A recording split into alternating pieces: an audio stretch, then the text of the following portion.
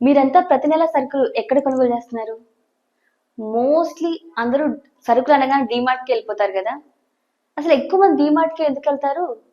ఎందుకంటే అక్కడ ఆఫర్స్ ఎక్కువుంటాయి. చాలా వరకు డిస్కౌంట్స్‌లో వచ్చేస్తాయి. అవును, కరెక్టే. కానీ డీమార్ట్‌లో షాపింగ్ అయిపోయిన తర్వాత ఎప్పుడైనా బిల్ చెక్ చేసుకున్నారా? మీరు 2000 అవుతుంది అనుకున్న బిల్లు తీరా అక్కడ షాపింగ్ చేశాక 4000 అవుతుంది. ఎందుకు? అన్నీ ఆఫర్‌లోనే ఉన్నాయి. కానీ బిల్ ఎందుకు ఎక్కువైంది? ఎందుకు అంటే మనం చేసే తప్పుల వల్ల. అవును. మీరు కనుక ఈసారి డీమార్ట్‌కి వెళ్తే నేను చెప్పే ఈ కొన్ని విషయాలు మైండ్‌లో పెట్టుకొని వెళ్ళండి. ఈసారి మాత్రం బిల్లు చాలా తక్కువగా వస్తుంది. మరి ఆ విషయాలేంటి? డీమార్ట్ షాపింగ్‌లో మనం డబ్బులు ఎలా ఆదా చేసుకోవాలనే విషయాలు ఇప్పుడు తెలుసుకుందాం. Tip number 1, first list out చేసుకోండి. మీరు ఈసారి డీమార్ట్‌కి వెళ్తున్నప్పుడు ఫస్ట్ ఇంట్లో ఏమేం సరుకులు ఉన్నాయి, ఏమేం సరుకులు లేవు, ఈ నెల మొత్తానికి మీకు ఏ ఏ సరుకులు కావాలి అనేవి ఒక లిస్ట్ తయారు చేసుకోండి. ఈ లిస్ట్ లేకుండా మన డీమార్ట్‌లోకి అడుగు పెడితే అక్కడున్న ఆఫర్లు, అక్కడ వరుసగా పేర్చున్న వస్తువులు చూడగానే మనకు అన్నీ అవసరమనే అనిపిస్తది. సో, అవసరం ఉంది, లేదు అని తేడా లేకుండా అన్నీ కొనేస్తాం. దీనివల్ల 4000 ఏంటి 8000 బిల్ అయినా ఆశ్చర్యపోనక్కర్లేదు. అందుకే ముందు మనం చేయాల్సిన ఫస్ట్ పని ఒక లిస్ట్ ప్రిపేర్ చేసుకోవడం. లిస్ట్ చేతిలో ఉన్నప్పుడు మీరు అక్కడున్న వస్తువుల్ని కాకుండా మీ కళ్ళు లిస్ట్ పేపర్ మీద ఉండాలి. లిస్ట్ లేకుండా డీమార్ట్‌కి వెళ్ళడం అంటే మ్యాప్ లేకుండా అడవిలో అడుగుపెట్టినట్టే. అందుకే కరెక్ట్‌గా ఏమేం కావాలని లిస్ట్ మన చేతిలో ఉంటే అదనపు ఖర్చులు చేయకుండా ఉంటాం.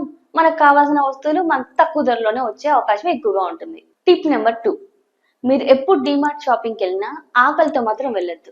ఆకలికి మనం చేసే షాపింగ్‌కి ఏంటి సంబంధం మీరు అనుకోవచ్చు. మీకు వింతగా కూడా అనిపించొచ్చు.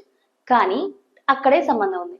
మనం ఆకలిగా ఉన్నప్పుడు డీమార్ట్ షాపింగ్‌కి వెళ్ళామనుకో, మన ఇంట్లో కావాల్సిన వస్తువులు కాదు, ఆ టైంకి మన కడుపు నిండటానికి ఏ స్నాక్స్ కావాలా అని మన మైండ్ ఎక్కువ ఆలోచిస్తది. మనకు తెలియకుండానే అక్కడ కనిపించిన స్నాక్స్ మనం తింటామా, తినమా, అవసరమా లేదా ఇవేమీ ఆలోచించకుండా స్నాక్స్ అన్ని పిక్ చేసేసుకొని కార్ట్‌లో నింపేస్తాం. అలా కాకుండా హ్యాపీగా ముందే షాపింగ్‌కి వెళ్ళడానికి ముందే తినేసి వెళ్ళండి.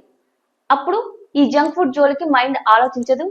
కరెక్ట్‌గా అవసరమైన వస్తువులు మాత్రమే కొనుగోలు చేస్తాం. దానివల్ల మన బడ్జెట్ ఆదా అవుతుంది. టిప్ నెంబర్ 3, మనకి డీమార్ట్ అడుగు పెట్టగానే డీమార్ట్ అనే కాదు, ఏ షాపింగ్‌కి వెళ్ళినా మనం చూసే కళ్ళు ఆఫర్ల మీదకి వెళ్ళిపోతాయి. By one get one, by one get 30% of, ఇలాంటి చాలా ఆఫర్స్ ఉంటాయి. అవి చూడగానే టెంప్ట్ అయిపోతూ ఉంటాం. అవి చూసినప్పుడు ఏమనిపిస్తదంటే, ఏమో ఇప్పుడు వచ్చాం కాబట్టి ఆఫర్ కనిపించింది. నెక్స్ట్ టైమ్ వచ్చినప్పుడు ఈ ఆఫర్ ఉంటదో ఉండదో అనేసి అవసరం లేనివి కూడా కొనేస్తారు. తప్పులేదు. ఈ మంత్ కాకపోతే నెక్స్ట్ మంత్ వాడుకోవచ్చు కదా! దాంట్లో ఏముంది అని మీరు అనుకోవచ్చు. కానీ ఆఫర్‌లో పెట్టిన వస్తువులకి ఎక్స్‌పైరీ డేట్ చాలా తక్కువ టైంలో కూడా ఉండుండొచ్చు. అలాంటివి మనం కొనుగోలు చేస్తే ఈ మంత్ వాడకపోతే నెక్స్ట్ మంత్ మనం కూడా వాటిని డస్ట్‌బిన్‌లో పడేయాల్సిందే. ఎక్స్‌పైరీ డేట్ అయిపోయినా ఎలాగో తెలియలేము. అందుకే ఈసారి డీమార్ట్‌కి వెళ్ళినప్పుడు ఆఫర్ల మాయలో పడొద్దు. ఆఫర్ ఎంతుంది, మనకు అవసరం ఉందా లేదా అని ఆలోచించకుండా ఏ వస్తువు వైపు చూడకండి. మీ లిస్ట్ ప్రకారమే, మీ లిస్ట్ లో ఉన్న వస్తువులు మాత్రమే కొనుగోలు చేయడానికి ప్రయత్నించండి. ఈ ట్రిక్ ఫాలో అయితే మీ బడ్జెట్ సగానికి సగం ఆదా అవుతుంది. గుర్తుంచుకోవాల్సిన ముఖ్యమైన విషయం ఏంటంటే, నిజమే డీమార్ట్ మనకు చాలా తక్కువకి వస్తువులను అందిస్తుంది. కానీ దాన్ని తెలివిగా వాడుకోవడం మన చేతుల్లోనే ఉంది. ఈ చిన్న చిన్న మార్పులు చేసుకుంటే మీ నెలవారీ ఖర్చుల్లో 50% నుంచి 80% వరకు ఆదా చేసుకోవచ్చు.